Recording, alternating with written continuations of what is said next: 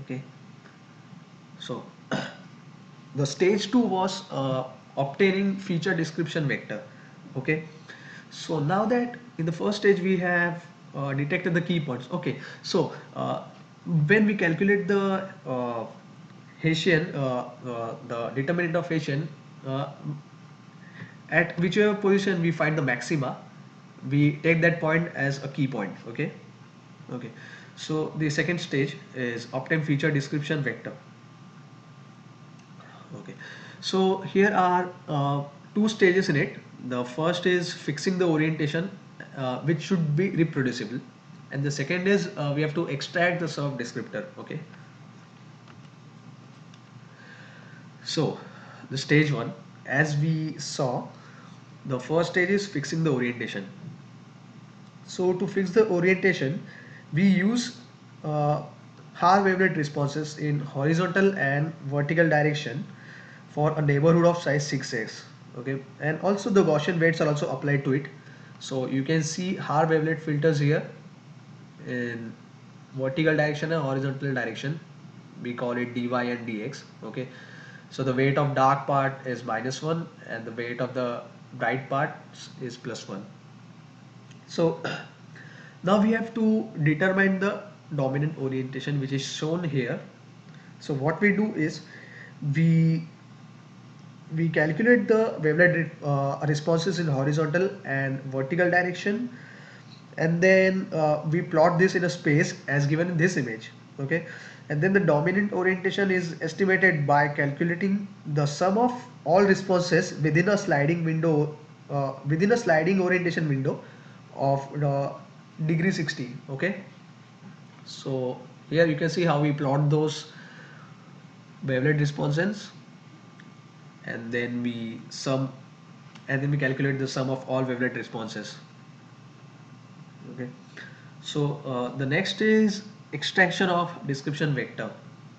So to extract a description vector, we take the neighborhood of size 20s by 20s and divide it into 4 by 4 subregions, so which you can see here, and where S is the scale at which that image was obtained. Okay, and then we further sample that subregion at regularly spaced sample points.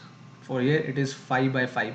Okay, and then for each such subregion we calculate horizontal and vertical wavelet responses and form a vector V.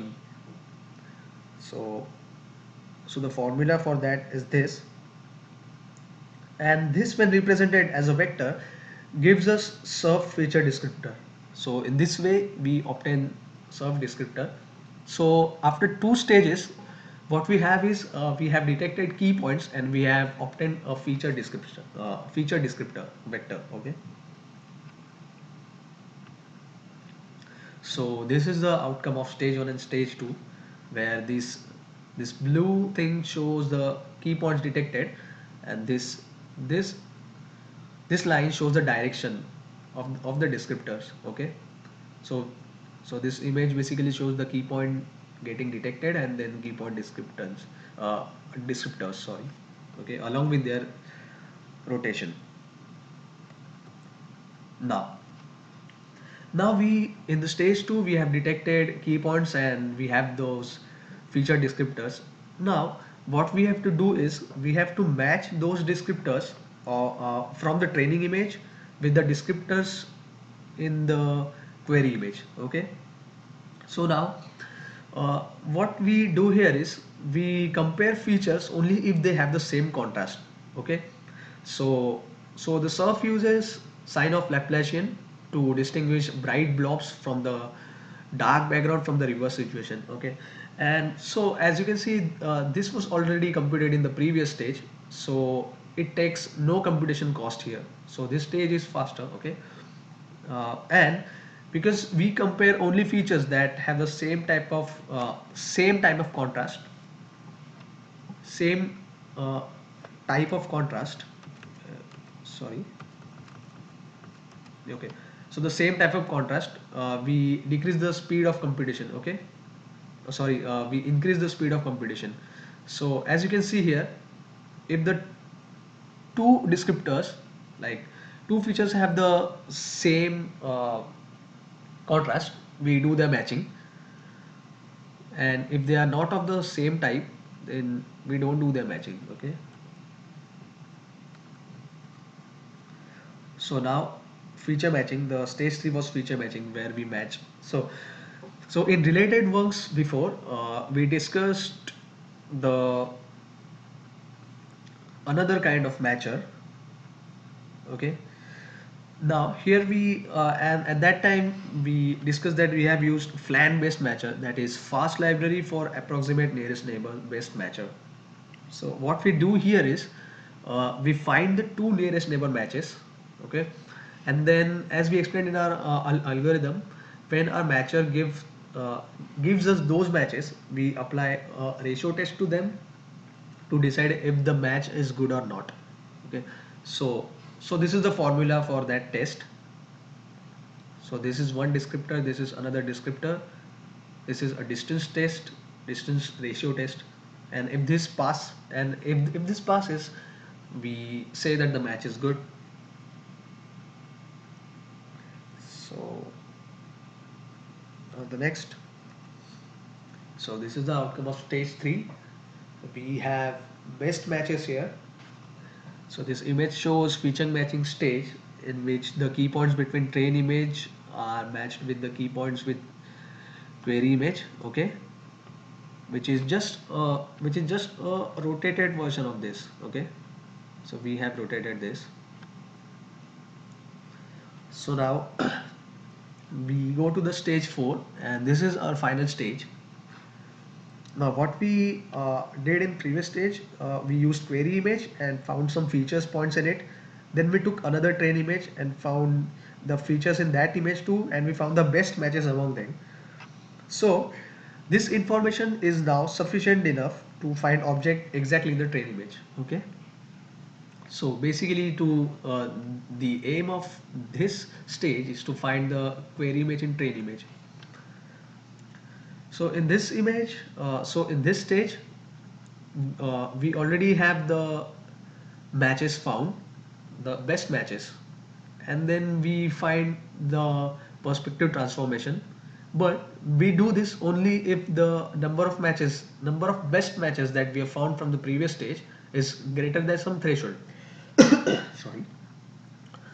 So that threshold we call here, it is minimum match count. So for this project, we have set it to 8 because that was sufficient enough to detect to recognize objects. So if the number of best matches, that is good matches, is greater than this predefined threshold, we extract the location of match points, and then we find a perspective transformation of it, and then we draw borders around it and we declare that the object is found. Okay, so basically what we do here is we transform the corners of the query image to corresponding points in the train image, and then we draw it. And one thing to note here is when our matcher returns some matches, it may happen that there's some error due to noise and outliers. So we use ransack algorithm here, that is random sample consensus, which is helps us to detect outliers. So which increases the accuracy even more. So this is the outcome of our stage 4. We already seen it in the demo. We had detected this object.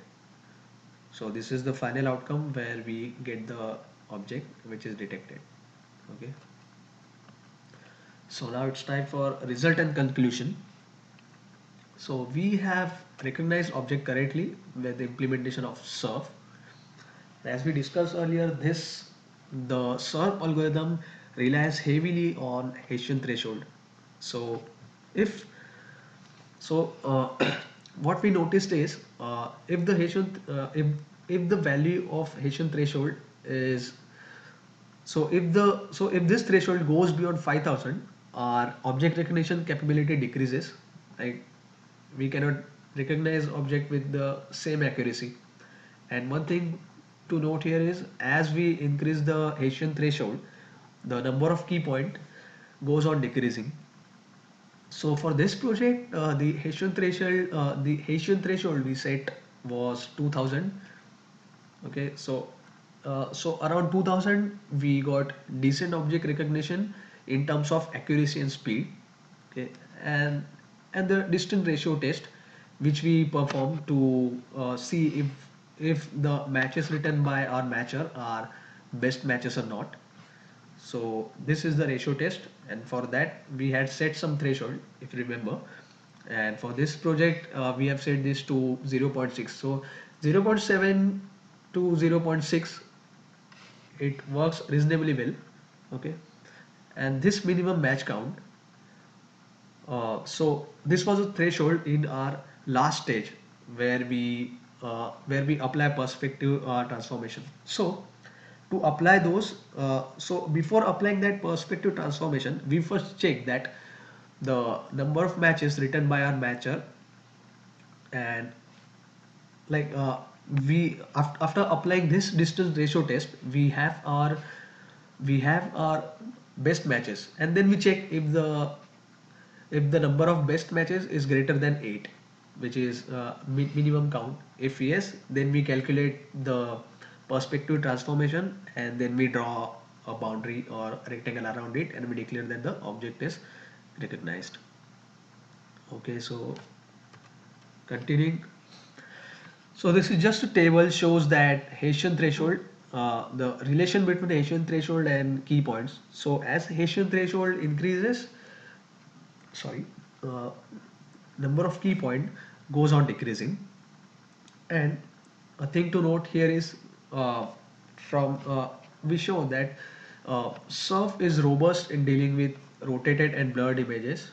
However, SURF is not SURF object recognition capabilities are affected with illumination change and viewpoint change. So the final conclusion, as we seen, the SURF was surf had a decent speed and accuracy for detecting objects, and hence it is suitable for real-time applications. And this implementation was done using OpenCV libraries, and the programming language used was Python. That's all. Thank you.